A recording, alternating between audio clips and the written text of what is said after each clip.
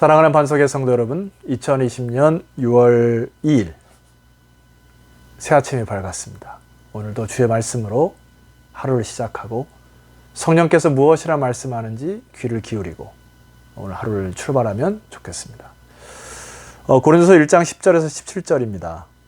이 말씀을 읽으면서 교회를 향한 사도 바울의 이 중심과 그의 열망 그리고 간절함을 느낄 수가 있었어요. 자, 10절 말씀에 이렇게 시작을 합니다. 형제들아, 내가 우리 주 예수 그리스도의 이름으로 너희를 권하노니.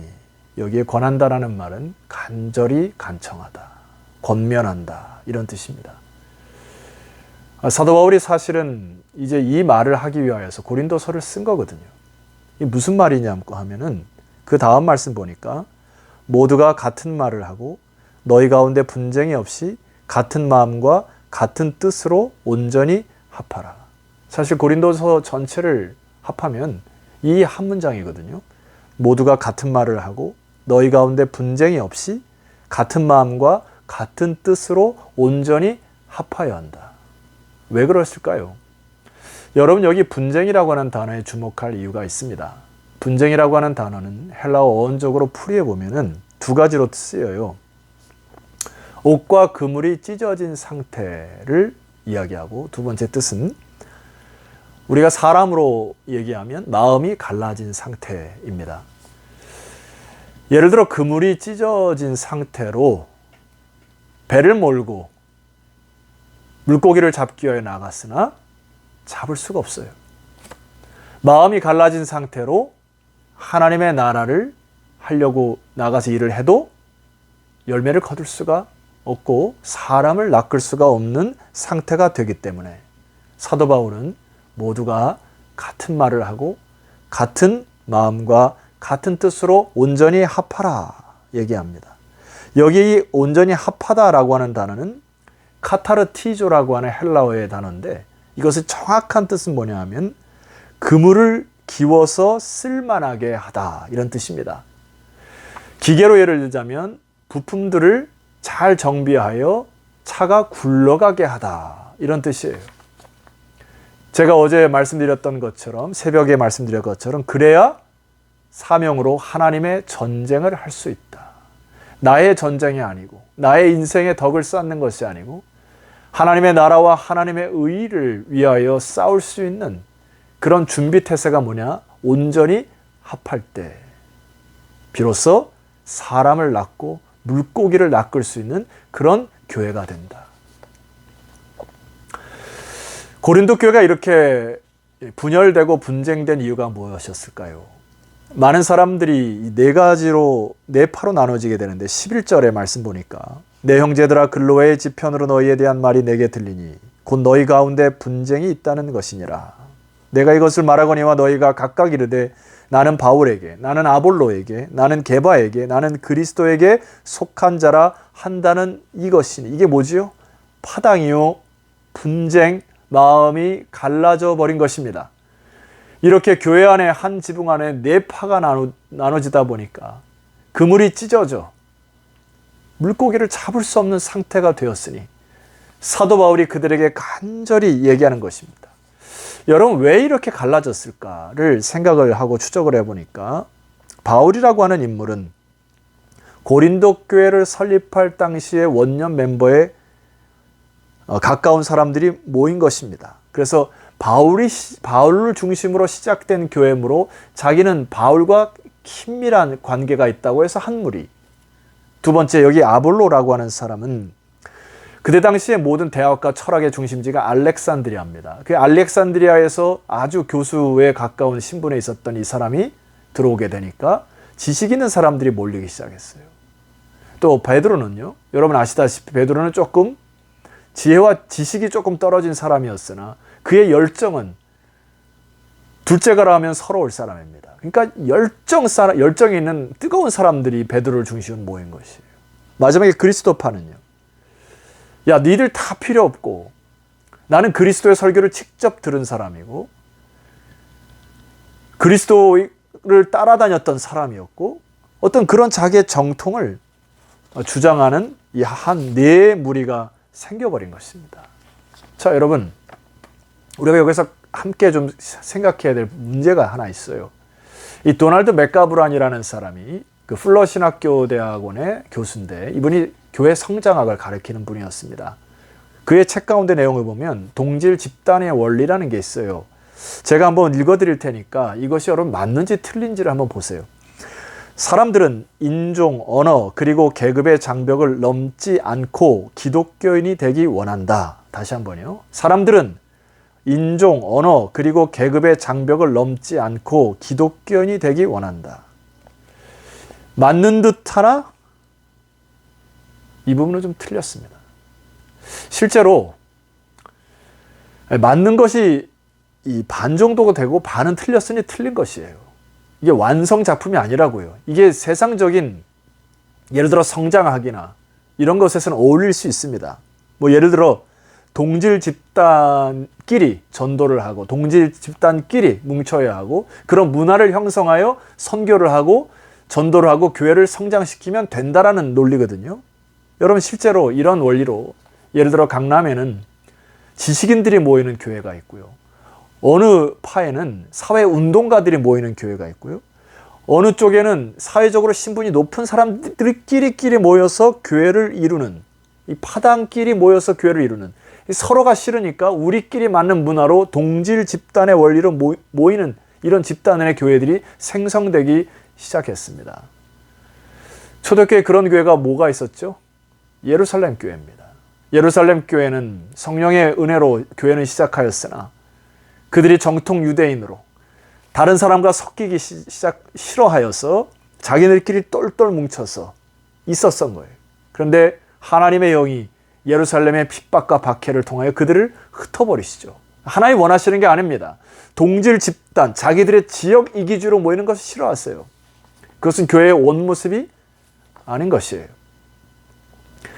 흩어진 자들이 흩어져서 안디옥까지 이르죠. 그래서 안디옥의 교회가 생기기 시작합니다. 그래서 안디옥의 리더십의 구성력을 보면 사도행전 13장 1절 안디옥 교회에 선지자들과 교사들이 있으니 곧 바나바와 니게르라는 시몬과, 여러분 여기 니게르라고 하는 거 아프리카에서 온 사람임을 알 수 있습니다. 피부 색깔이 다른 사람, 구레나 사람 루기오, 분봉한 헤롯의 젖동생 마나엔, 신분이 높은 사람 및 사울이라. 5사람의 리더자가 있었으나 지역, 피부, 문화, 인종 다 다릅니다. 그럼에도 이들이 하나로 되어 주의 몸된 교회를 이루기 시작할 때 성령께서 안디옥 교회를 사용하셔서 이방 민족의 큰 부흥을 일으키는 교회가 바로 안디옥 교회, 하나님이 기뻐하시는 교회입니다. 오늘날 미국이 왜 저렇게 쇠퇴하고 퇴락하였을까라고 볼 때 미국 안에 독특한 문화가 있습니다. 그것은 기부 문화, 또 하나 세금을 잘 내고 자원봉사하는 문화가 있어요. 물론 그것을 우리가 본받아야 될 필요가 있습니다만은 그들의 뿌리를 가보면은요, 내가 돈이 있으니까 기부하고 내가 돈이 있으니까 세금 내고 나는 당신과 다른 사람이라고 하는 이러한 경계선이 있음을 느끼지 않습니까? 하나님 그것은 싫어하시죠. 사랑이 없는 기부가 무슨 소용이 있겠어요? 오늘 한국 민족이라고 하는 이 독특한 단일 민족에 대한 의식이 있습니다. 이것이 타문화권에 온 사람들에게 얼마나 경계와 장애물이 되는지 모릅니다. 이것이 경상도, 전라도, 충청도 혹은 경기도, 이것이 다 나눠지게 되는 참 놀라운 이 경계력을 갖고 있는 것이 우리 민족 아닙니까? 사도 바울의 중심이 뭡니까? 여러분 13절 말씀 보세요. 그리스도께서 어찌 아니었느냐? 바울이 너희를 위하여 십자가에 못 박혔으며 바울의 이름으로 너희가 세례를 받았느냐? 내가 바울에게 세례를 받았다고 하여서 바울파가 되는 것은 아니라는 얘기죠. 내가 누구에게 안수를 받고 누구에게 세례를 받고 누구의 리더십 속에 있고 그것이 그렇게 뭐가 중요합니까? 이 바울이 그 말씀이에요. 17절 말씀 보세요. 그리스도께서 나를 보내심은 세례를 베풀게 하려 하심이 아니요 오직 복음을 전하게 하려 하심이로되 말의 지혜로 하지 아니함은 그리스도의 십자가가 헛되지 않게 하려 함이니라. 사도 바울의 존재도 그리스도 오직 복음을 위하여 존재하는 것이고 나로 인하여 그리스도의 십자가가 헛되지 않게 하려 하는 온리 딱 하나의 목적이 있었습니다. 이 방송을 듣는 사랑하는 반석의 성도 여러분, 혹은 리더십 여러분, 부탁드립니다.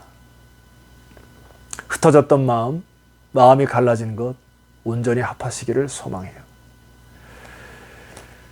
각 당을 지었던 끼리끼리의 것들을 1차적으로 서로의 다름을 인정할 필요가 있습니다. 그러나 그것을 독특하고 자기네들만의 색깔을 나타내고 자기의 생각을 너무 지나치게 주관할 때 그리스도의 영광이 가려지는 것이죠. 그래서 이제는 오늘 말씀에 따라 온전히 합하시는 여러분 되었으면 좋겠습니다. 그래야 사람을 낳고 교회가 생명을 잉태하고 생명을 출산하는 하나님이 쓰시는 교회가 될 것입니다. 오늘 이 말씀은 하나도 어려운 것이 없다고 저는 판단합니다. 오늘 제가 여러분에게 주고자 하는 10절의 메시지에 보면은 다시 이 메시지 성경 읽어드리겠습니다. 나는 깊이 우려하고 있습니다. 이제 우리 주 예수의 권위를 빌려 나의 벗인 여러분에게 그것을 말씀드리겠습니다.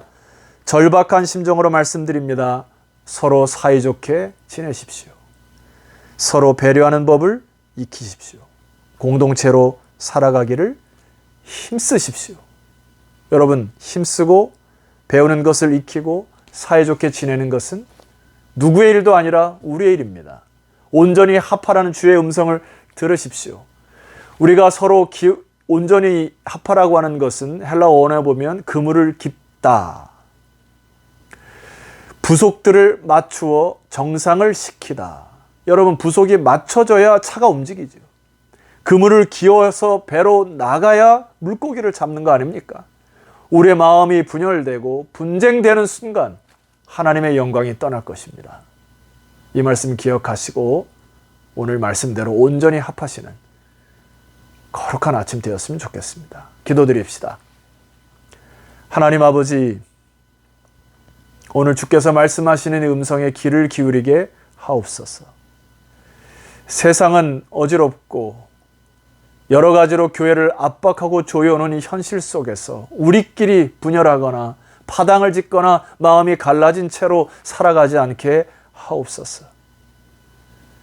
나로 인하여 그리스도의 영광이 가려지거나 하나님의 영광이 가려지거나 하는 일이 없도록 오늘 이 방송을 듣는 모든 사람들이 오로지 그리스도가 머리 대신 이 하나의 사실 안에 서로가 마디마디가 연결되고 서로가 배려하고 존중하여 아름다운 교회를 이뤄가는 주님의 교회가 되게 하옵소서. 예수 그리스도의 이름으로 기도드렸사옵나이다. 아멘. 성도 여러분, 내일 아침 다시 고린도전서 말씀을 가지고 찾아뵙도록 하겠습니다. 오늘 하루 기도함으로 승리하고 내일 뵙도록 하겠습니다.